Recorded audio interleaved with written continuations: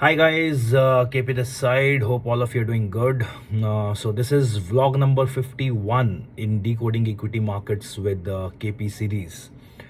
Okay, so Nifty closing very close to 19,600 mark on Friday. Bank Nifty still in the range of 45,000. Nasdaq over and above 14,000, doing its 52-week high on back-to-back almost daily basis now, and Dow Jones has closed above 34,500 mark, which was very crucial. If you remember my old videos where I have constantly maintained one thing, Dow closing above 34,300, 34,400 is where it will turn more positive than negative, and from there we might see a good upside in Dow Jones. That's what we have been discussing for so long, and this Friday finally this has happened, that Dow has closed above 34,400, 34,500 range. It went up till 34,590 I think, but then it finally closed at 34,509, and this is where the tables might turn now and Dow may start its upward rally. If my calculations are going to hold good, then this is looking like heading towards 35,300 to 35,500 mark very soon. I will discuss on the index a little later, but I'll first give you some basic idea on how things are looking at India, US and China level. So first, the macroeconomic discussion, like always. Small brief up I have given you on what happened in the last 1 week. So now we will do the macroeconomic discussion, followed by how indices are placed. Then I will discuss on stocks which I have recommended to you and haven't performed as on date. I'll give you a status update on that. And then there is one stock which I would like to reiterate a buy on, which I gave earlier just a month back. It did the target, but it again has come down, like always it happens. And this time I am again very strongly giving a buy recommendation on it. Okay, these are the things we will discuss, and then finally one piece of advice on life hacks from my side. Okay, so I've tried incorporating this segment also into my videos now, and hopefully it will add some value to you.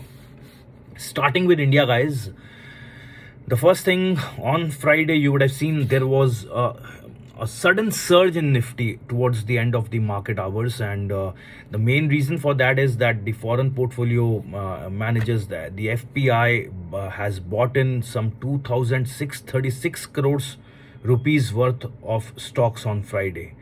2,636 crores rupees worth of stocks they have bought on Friday itself, and that is one reason why you saw the Nifty suddenly rallied towards the end of the market, closing way past 19,500 mark.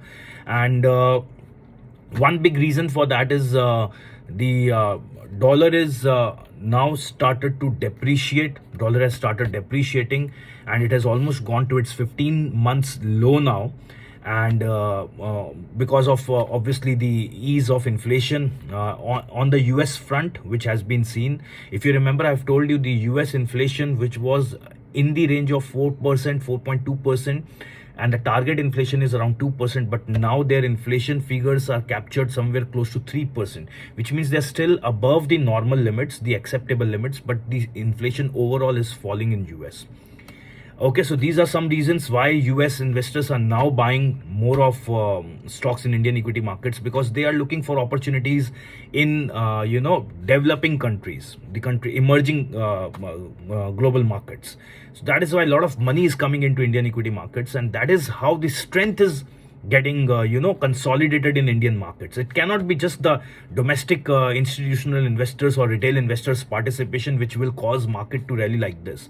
There has to be a strong participation of foreign institutional investors, and when their own currency starts appearing a little weak against other currencies, then they start looking for alternative investment. Why do you want to hold dollar when dollar is weakening against other currencies? So you want to invest that money. That is the same reason why suddenly gold prices have started going up, because there is an inverse relationship. There is an inverse relationship between gold prices and dollar. So every time dollar will depreciate, gold prices will go up, because there is suddenly a shift of asset preference. People will start buying gold instead of holding on to that depreciating dollar. Now dollar being at 15 months low is signaling very clearly to the investors that it's better that we invest in some other asset which is safe and secured, rather than keeping dollars in hand. That is why they are now purchasing gold also, and that is the reason why gold prices have started shining again. Okay, so this is one very important concept that you have to keep in mind. The second thing that happened is that one good thing that is happening during this Narendra Modi reign is that India is slowly and steadily developing a system where most of the transactions will happen, first preference being Indian rupee and second preference being the currency of that particular country. That is the kind of structure we are setting up now. So what exactly has happened is that Narendra Modi has met with the president of UAE, or whatever they call the designated person, and based on this, a discussion has been done, and RBI from India and central bank from UAE, they have agreed upon this, that now they will transact, or they will try to transact mostly in INR, or they will go for UAE dirhams. Okay, so the India is the third largest importer of crude oil. So obviously, again, for UAE, again, India is mostly dependent for import of crude oil. And I have told this many a times to you, if crude imports we can pay for in INR or in dirhams or in Chinese yuan, which I told you in my last video, we will have a very strong breather in that case, where the demand for dollar overall will go down. And that is exactly what we want at this point of time. It will help our balance of trade, balance of payment, everything will get a lot of boost if this is what we are able to achieve. So RBI and central bank, RBI from India, central bank from UAE, they have agreed upon this, and they will practice it also soon, where either the transactions will be billed in INR or it will be billed in UAE dirhams. Now, the Asia's largest slump is in Dharavi, Mumbai. Now, this Dharavi development will start taking place, and Adani Enterprises, to be precise, Adani Properties will be holding 80% in this project. 20% will be held by the state government, and this project will be undertaken by Adani Group, which I think is a big news, because the overall area covered in this is humongous. Adani own business will also get a lot of involvement in this project, which I feel is actually good for Adani Group. And they have a holding of around 400 crores in equity participation. The remaining 100 crores equity participation is by the state government. Okay. Now, the big news for Vedanta was that Foxconn was supposed to do the chip manufacturing in India in collaboration with Vedanta. Obviously, we already had some idea on this, that Foxconn may not go ahead with Vedanta in this deal. And finally, on I think Monday itself, they have given a clarification that they don't want to proceed in India with Vedanta. It does not mean Foxconn will not manufacture chips in India. That's not the news, guys. Foxconn in India will manufacture chips, but not along with Vedanta. That is the news. Please understand. So Foxconn will still go ahead for manufacturing of chips in India, but not with Vedanta. So now they will be, they have approached Taiwan semiconductor manufacturing company, that is TSMC is what they call them, and then Japan TMH Group has been approached. So these two companies, one from Taiwan and one from Japan, have been approached by Foxconn for manufacturing of chips in India. On the other hand, Vedanta, that is Mr. Anil Agarwal, the chairperson, he has also come forward and told that just because Foxconn is not going ahead for chip manufacturing in India with us, does not mean that our dreams of chip manufacturing in India is shattered. It's not like that. We will still go ahead and manufacture chips in India. and we have a lot of proposals lined up for this, and we will choose our partners in due course of time. So Vedanta is still showing interest in chip manufacturing. I think there has to be some news also, guys, because Friday something bizarre happened towards the end of the market hours. Vedanta has been sticking in the range of 280 for quite some time now, since the time this news was out in the public that Foxconn may back out in the deal with Vedanta. So Vedanta was in that range 270, 280, 275, 280. But suddenly on Friday, we don't know what exactly happened, but towards the end, a surge was there in Vedanta's price, which means there is something fishy out there. Overall, if you see, I personally like Vedanta for the fact that it's a good dividend paying stock. They have paid very good dividends in last couple of years. More than 100 rupees is what they paid last year itself in dividends. So you can't say that holding Vedanta is a loss deal for you. People have made a lot of dividends, although there has been less capital gains, but people have made a lot of dividends in Vedanta. Okay, so there is something going on both the fronts. So Foxconn is saying they will also come into India. Vedanta is saying they have proposals lined up, so they will also do chip manufacturing in India. That's what we understand at this point of time. Next, retail inflation in India is at 3 months high of 4.8%. In the month, this is for the month of June, due to rising food prices. Yes, food prices has been a big pain for the Indian economy now, especially the prices of tomatoes, and you would have seen a lot of memes being created on tomatoes at this point of time. And the food inflation has become a thorn in the flesh for Indian economy. When we started feeling that the inflation is easing out in India, this food inflation has reignited the worries of inflation in India. And that's what I told you, retail inflation is at 3 months high in the month of June at 4.8%. Industrial activity is also at its high, 3 months high of 5.2%, whereas the previous month it was just 4.5%. That is in the month of May, the industrial activity was at 4.5%, but now the industrial activity is at 5.2%. Vegetable prices shock can cause Q2 inflation exceeding the RBI Monetary Policy Committee forecast of 5.2%. I told you this, if the prices of veggies are going up like anything, and that might cause our food inflation for the Q2, that is April to June period.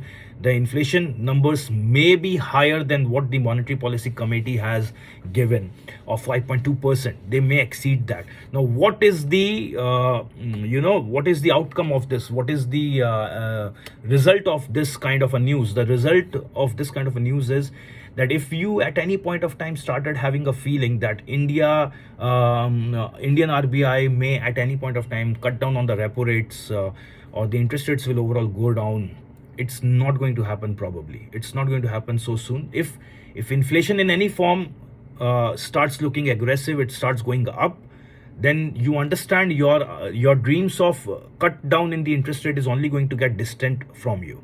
Okay, so that is how things are looking in India. Overall picture is good only. And as far as US is concerned, what exactly happened that the US markets have rallied so big in last 1 week? The main reason for that is that June consumer price inflation was up only by 0.2%, only 0.2% month on month, whereas 0.3% is what they were expecting. Understood? So June consumer price inflation being higher at a slower pace, it was still up, but it was high at a lower pace. They were anticipating 0.3%, but it was up by only 0.2%. That is why the markets have shown a lot of upside in the last 1 week. The overall average inflation rate is now around 3% and not 4%, which again, if you remember my video last week, I told you the average inflation in US right now is 4%, but they're targeting to bring it down to 2%, which may take them around 1.5 years time. But very early stage, they have already come down to 3%.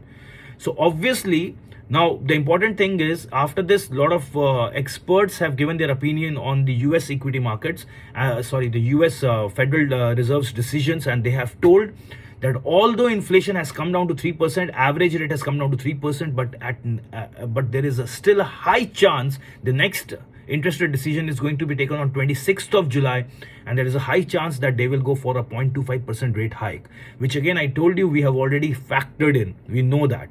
Tell us something we don't know. Understood? So inflation easing out itself is a thing for markets to celebrate, but with a clear understanding that Fed will still go for a rate hike. Now, I feel the Fed hike in interest rate on July 26 is something which has already been factored in at 0.25%. A shocker will be no increase in interest rate, or a second shocker will be a 0.5% increase in interest rate. Now, if the interest rates are not increased at 0.5%, the other two situations, that is 0.25% hike in interest rate or no change in interest rate, in both the cases, markets probably will celebrate that. That's what I feel. Okay, that's my understanding. How about China? Bad things continue for Chinese economy. Exports have plunged 12.4%. It was expected. The expected was 10% fall as per the economist of Bloomberg, but the fall has been more than that, 12.4%. China is one country which is heavily dependent on export of its products. But this time their exports have plunged. Their imports have also fallen by 6.8%. But to balance out the trade deficit, it's good if your exports are plunging, your imports should also go down. But overall, this is a country which is heavily dependent on their exports. So their exports have fallen more than what was anticipated. Again, their CPI data, if you see, the consumer price inflation was flat in June. The producer prices have fallen by 5.4%. The producer prices have fallen by 5.4%, which is worst since December 2015. Now, we used to compare pre-COVID periods with the current period, and if we now compare with the pre-COVID periods, the numbers have started deteriorating below those numbers. China is on the verge of entering into a disinflationary environment. Understand one thing, disinflationary environment is where the prices have started going down. The prices are going down because there is no demand, because there is nobody willing to consume. If the consumption goes down, it is not just bad for China's economy, it is bad for the health of the global economy. Please understand that. The tensions are so horrendous in China right now that the government is looking at ways of introducing more stimulus packages to revive the economy. The consumption, like I told you, barring the tourism, every other segment is seeing a drop in demand. Be it your retail, be it your factory producers, be it your housing sector, the real estate sector. Everywhere there is a fall in demand. So they're almost on the verge of entering into a disinflationary environment. You got my point? So the two things they are looking forward to right now is, one is the strong stimulus, but I've told you my own thoughts on this. A very strong stimulus also may not show a very drastic differences in their economic recovery, because the economy size is humongous. And second is the President Xi Jinping. He has invited international bodies to come and discuss with China how they can, in a healthy manner, look forward to redeveloping their economy, how they can rejuvenate their economy from this downturn in the economic recovery. Okay, so this is how things are looking right now, guys. Things are overall looking good, apart from the fact that China recovery is one thing which is really a worrisome issue. But I feel certain things are good, because this entire thing, whatever happened, China was one student in the class who was very intelligent but very indisciplined. So sometimes what happens is, the intelligent student needs to score less marks in one particular exam so that the student will get back to the disciplined life. So I feel this is the kind of situation right now with China. A penalty or a punishment for China in some way was important for them to become disciplined. I hope you got my message. Okay. What about indices? Nasdaq is at 14,113. The recovery in US tech shares has been fantabulous, and Nasdaq does not seem to be dipping down at any point of time. I would still say the recovery in Nasdaq, that is the tech stocks in US, has been far better when compared to IT stocks in India. It has been far better. Okay, I'll talk about the Indian IT segment because I have to blow my own trumpet. I have to praise myself for what I said in Vlog 50 and whatever has happened. So I'll come to the Indian IT part. You know I can't miss that, right? I have to praise myself for that. Dow Jones at 34,509. Like I told you, a Dow closing above 34,300, 400 levels and sustaining at those levels, which Dow has done on Thursday and Friday. I feel Dow Jones from here is heading towards 35,300 to 35,500 range. And guys, if that happens from here, if that happens, then you might be looking at Nifty above 20,000 mark. Okay, markets expensive hai, markets have factored in earnings of 2024. In some cases, markets have factored in earnings of 2025 also. Markets are looking pricey. Markets are not looking justified at current valuations. Agreed. Even I am saying markets are expensive. But I'm telling you what is appearing on the cards, on the charts is what I'm telling you. What I can see right now is Dow closing above 34,400 is only going to push it in the range of 35,300, 35,500. If Dow is moving in that range, which I feel probably will happen very fast. And if you ask me in an optimistic scenario, Dow may be heading towards 36,000. If Dow moves by another 1,500 points in 1 week, 2 weeks, 3 weeks, we are not talking about a time horizon over here. But if next 1 to 4 weeks, let's say 1 to 4 weeks, Dow is going up by another 1,500 odd points, don't you think Nifty will at least go up by another 400 points? Just think about it. Just think about it. So my humble opinion is Dow closing above 34,400 is where the sentiments have changed more on the positive side. It might be heading towards its first target of 35,300 to 35,500 range. And then finally going past 36,000, maybe in a month's time is what I see. And if that happens, then Nifty may be well past 20,000 mark. Yes, that will make equity markets in India expensive. And with every 50 or 100 points upside on Nifty, your markets are becoming more and more vulnerable. There is no denial about it. And you have to exercise more and more caution, guys. More and more caution. During these times in the market, you know what exactly happens is people start showing a lot of frivolous attitude towards the market, and they feel that everything I buy will show good numbers. But if you see, the irony is index is at all-time high, but if you look at the stocks, there are many stocks in the market which are butchered down. And we all are living with one tension in mind. Sala, mera portfolio perform क्यों नहीं कर रहा है when markets are at all-time high? This is a common message I get from my clients also, that why are these particular stocks not performing? Not these particular, there are many stocks in this market. I can give you a list of 100, 200, 300 stocks which have not performed. Some of them are even at their 52-week low, even when they have best of the fundamentals. I'm not even talking about penny stocks. Some very good stocks are also there. So every time, see, where do I see Nifty heading? And what do I recommend you for buying or selling are two different things. If I am telling you Nifty is heading towards 20,000, that does not mean I am telling you buy, कुछ भी खरीद लो अभी market में, अभी सब ऊपर जाएगा. I am not saying that, guys. Please don't misinterpret my message. I have been very clear from here on. I miss the appreciation of 200, 300 points in Nifty is not a big problem for me. My problem right now is what if markets, because every time market is going up, markets are becoming more and more vulnerable. And if markets are becoming vulnerable because they are now waiting for any bad news from any part of the globe, maybe tomorrow news comes that China is officially into disinflationary environment, which will impact the global economy. And from there, you see a 1,000-point correction in Nifty. Who knows? That's how equity markets play. They are very dynamic. Please understand that. Forget about technicals. Whatever I told you is based on technical analysis. But if markets are not run by technicals, please understand that markets are based on fundamentals. It is based on futuristic things.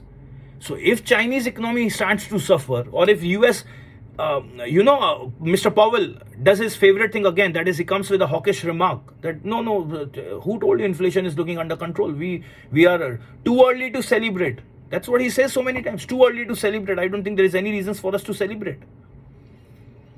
So please understand, if I am telling you Nifty is heading towards 20,000, probably that is only what I understand from reading the markets. But under no circumstances I am telling you that go frivolous, buy whatever you want to buy, go carefree about it, everything is going to go up. No, I am not saying that. You have to be very, very careful, especially with your leverage positions. You have to be very careful. Very careful. I'm telling this again and again to you. Okay. So yes, I'm not telling you to sell out everything and go out of the market. I'm not saying that. But at the same time, you have to exercise a lot of caution. Mostly go for delivery based trading at this point of time. And even if you do futures, I'm not saying don't do futures. Obviously, there are people who participate in FNO segment on a daily basis. All I'm saying is try to keep your positions a little limited. Put some markers over there. Have a multiplier, like I told you last time also. If you are capable of taking 10 trades, don't take 10. Go for a multiplier of maybe 0.6. Go for 6 trades. Or 0.7 if you're very aggressive. Go for 7 trades. And wait for some good stocks to give you opportunities. Like the one I will share with you now. Even when markets are at all-time high, there are sectors which will give you opportunities. And there are sectors you have to stay away from. Because they have been fully priced now. They have been reasonably priced now. They are above their 5 years average. Understood? Based on this only, I told you in my last video also that IT sector in India is one sector which hasn't participated in the market rally, and that is why I was ultra bullish on IT sector. You remember that I told you in vlog 50 just 7 days back, and you see what exactly happened on Friday. Just see what happened on Friday. The IT sector was rallying like anything. The results of TCS, HCL Tech, Wipro are out. Year on year basis, a small upside is there in PAT figures. But if you compare with the last quarter, the June quarter generally happens to be the great one for the IT segment. But compared to March numbers, the numbers have been, for all three companies, the numbers have been a little less. Year on year, they have done better. But compared to sequential quarter, if you see, the last quarter, then they have not done as good as their last quarter. You get my point what I'm saying? So, and moreover, the guidance has, I won't say guidance has been very weak or very negative, but the guidance does not sound to be very strong also. But then, like I told you many a times, that probably in IT sector, we have overreacted. We have factored in too much of negativity. And from here on, I feel only good things are going to happen. This is what I told you. कि यहाँ से और कुछ खराब होने का बचा नहीं है. और जितना खराब हो सकता है, मार्केट ने सबको फैक्टर इन कर लिया. This is what exactly I told in my last video also. If you see yesterday itself, that is on Friday, sorry, TCS and Infosys were up by around 4 to 5%, and the other IT sector stocks were also up. Emphasis has gone up by around 7% on Friday. A lot of our clients had Emphasis. A lot of our clients, some in FNO segment, some in cash market segment, we had Emphasis at, and it went up by 7% on Friday. 7%. Is this the end of rally in IT sector? No, it has just started. It has just started. You just see, because compared to, if I compare, I give you two levels of comparisons, guys. I talk numbers. I don't create stories on my own. You compare with NASDAQ, the stocks in IT sector in India have still not recovered anything, because NASDAQ is at its 52-week high, whereas if you look at the Indian IT index, still a lot of upside momentum is left. A lot of upside. Second, in India, Nifty has recovered by 15%, whereas Nifty IT has recovered only by 7% from its lows. Nifty has recovered more than 15%, which means there is only half the recovery happened in IT sector as compared to the Nifty index itself. So you see how much upside potential is still left. But I fold my hands and tell you, go safe. Go safe with IT. Go safe. Go safe with everything in the market right now. Take your positions, but go slow and safe. Don't take overexposure in any segment. IT, large cap, one great pick would be Infosys. I feel Infosys numbers will also be good in this quarter. The results are due, I think, on 22nd of July, maybe. Okay. And Infosys is one stock which I still feel easily up till 1550 to 1600 you can hold it. Easily. मतलब एक point आएगा ना जहां पे आपको लगता है profit booking करना चाहिए, so that point has to be 1550 to 1600 range. Understood? Another pick from IT sector would be Happiest Mind, which I have already told you earlier. Happiest Mind right now is trading around 973. You can still continue holding it till 1050 to 1065 levels. Okay. Apart from that, guys, the stocks which I recommended earlier, and I just revisit them for your understanding. First is HEG. HEG showed a lot of momentum on Friday. 1610, still targets of 1700, 1725, still very much valid. Rajesh Exports, 525, hold it for 650 levels.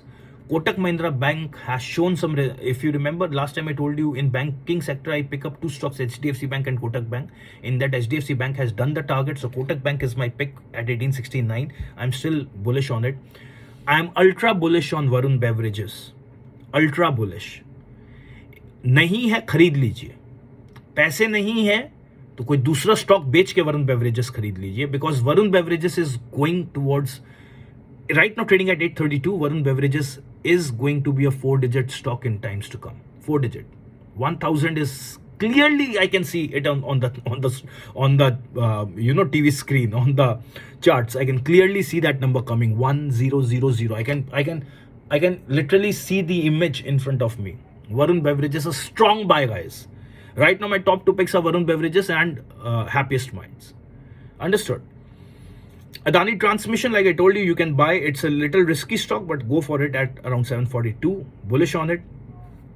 Page Industry at around 36, 674 is still good for 40,000, 42,000. But I told you to take this trade in SIP mode because this stock may take some time. And another pick from chemical sector, which I have given but has not performed as yet, is UPL at around 639, which is almost sitting at its 52-week low, with company giving good numbers and management guidance being good. This stock is beaten down. You know the reason for that? The reason is China's economy slowdown, because the chemicals, the pesticides, these things are being exported to China. If China slowdown happens, the chemical sector stocks will get a hit. But I would like to take a contrarian bet, and I still feel UPL is one stock you should start accumulating. And if you have taken it around 675, 680, because I told you to, then around 610, 615 levels, you can start looking for averaging the stock.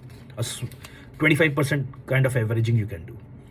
Two stocks which are almost on the verge of doing my targets. One is Gland Pharma. I'm waiting for that 1200 level to come because I recommended it to you maybe 20 days back at around 1000 rupees. It is moving towards 1200 rupees. Already a 15% return has been given in 1 month time, 3 weeks time, sorry. And I'm just waiting for another 5% because I committed to you that 1200 is looking good on the cards. So almost 15% return is already done in Gland. If you want to play it safe, you can book your profits in Gland Pharma. Another stock which I just recommended to you last week was Eicher Motor at around 3150 levels, I think. It is already up by 200 odd rupees in a week time. And my target for that was 3450, 3500. So you can continue holding Eicher Motor for that levels. And my pick from one fresh pick which I'm giving you, which I already gave earlier, the stock has again come back to the same levels, is Deepak Nitrite at around 1943 with a target of around 2100. 2100, 2150 is the range in which you can book profits for this stock. Last time I gave you the stock at around 1930, 1940 levels. I think this stock went up to 2300, almost to 2300. From there it has again come down. I told you just 2 minutes back, almost all the stocks in chemical sector are suffering right now. The one big reason for that is China slowdown. But Deepak Nitrite, stupendous fundamentals, not a very expensive stock. Go for it, guys. It is one stock which is worth buying, not with the hopes that it will give you returns within 10 days, 12 days period, but with a horizon of around 1.5 months, 2 months. We should buy this stock. And life hack, or my suggestion, or my motivation to you today is, every early success is a scam. Great things take time. You got to accept this. The youth in their early 20s are the ones who seriously need this advice. Early success is very difficult to come. However, there are some exceptions where you might get early success, and we don't create a law based on exceptions. Exception is an exception to the law, but the law says all good things take time. All good things, they take time. So you have to first make your brain understand this, that I have to work hard for something, but my success is going to eventually come to me. And you should not only do things with the intent of getting success, because then probably you are digressing from the objective itself, from the agenda itself. Your job is to do hard work. Your job is to do good work. Your job is to incorporate quality in your work, and let success be the byproduct of your hard work, rather than focusing only on success. I have even seen people who come to me and tell me where can I be successful, so I will start doing that. It doesn't work like that. You do what you're passionate about. You do what you're good at. Success eventually will happen. Success is the end result. It is not the deciding factor in what I ought to do. Just because cricketers are living a very successful life, so I will start playing cricket even if it's not my strength. Doesn't work like that. Think about it. Moreover, I'll give you one simple example. I know some very renowned institutions because I come from a CA fraternity and I teach for last 12 years. I'm giving you one example from that side. There are some very renowned institutions post-COVID. They started because the things have changed post-COVID, where people have gotten used to the online platforms. They want everything quick. That is why instead of listening to 35 minutes videos, you have started listening to 35 seconds of reels. If you see your patients, even every reel you don't watch completely. It's just the first 5 or 10 seconds which decides whether you're going to continue watching the reel or not. That is the level of impatience which we have developed. And the same impatience we apply in all aspects of life, even your career. So now you don't want to work hard for anything. Anything that takes time is boring, because that's how the mindset has been made by social media. Think about it. So there are many renowned institutions which post-COVID have started selling courses like CMA US, or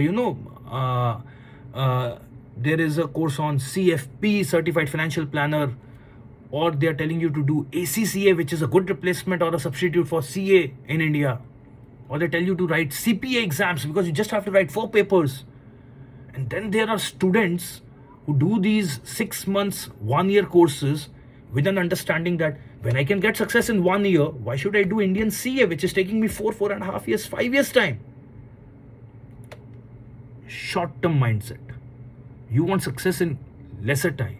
What you're not understanding is when your efforts are being cut down, let's say your efforts are being cut down at 1x, your success will be cut down by 4 or 5x. You understand that? If you really want to know doing CA is worthy or not, you should not speak to these institutions which are running the courses, because they are biased. You should not be talking to people who are doing the course. You should be talking to people who have become chartered accountants and have at least 10-15 years of experience.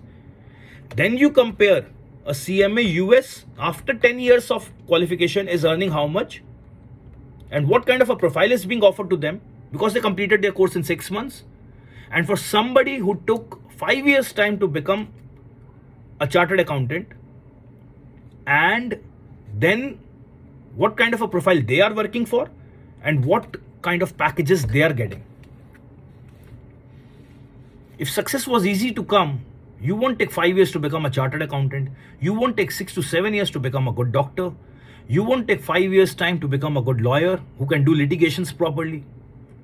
You won't take thousands of hours of practice before you become a professional cricketer. Think about it. So there is no such thing like early success. And the faster the success comes to you, the more hollow it is. That is, it is not sustainable. So we have to first accept this. That is why in my last video also I told you that first you have to start doing things which you are only passionate about. Because when you do things which you're passionate about, it does not really matter to you how much is the amount of time you have given in for doing that. It does not matter. And you're more interested in focusing on the quality of work, the execution part. You want it to be as good as possible because you don't want to hear anything negative about it.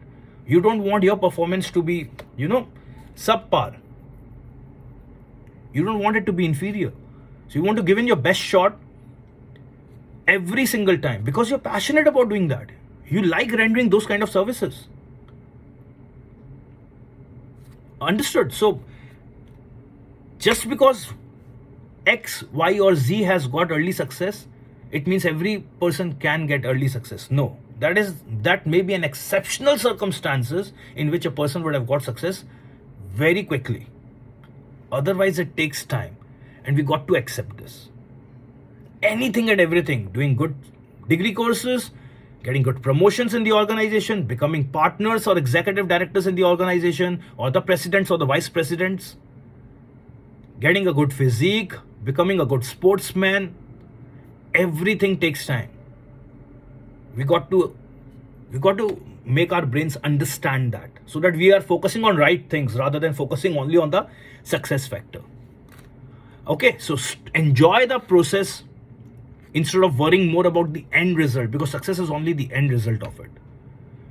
And with success, you only want to achieve better and better levels of success. There is no end to it. There is no level at which you feel satisfied or content. Chalo guys, I hope you enjoyed the video and you liked it. If you like it, you leave a thumbs up. You can also drop in some comments, and you can also share my video, because we hardly get any views on my videos. And if I was just thinking about it the last time, that last 2 months the videos which we have produced have been they have been unreal, right? Everything that we said, and markets are going like that. I know there would be times at which my belief or my understanding about the markets will be incorrect, and that is how it is supposed to be. And but last 2 months, if people would have just taken my advice seriously, they could have made lakhs of rupees of profits in this market, isn't it? Chalo, anyways, patience is what we will have, and we will focus on the process rather than worrying about the success of it. At least I should practice what I preach. Okay, chalo, till we meet again. Bye bye. God bless all of you. Thank you.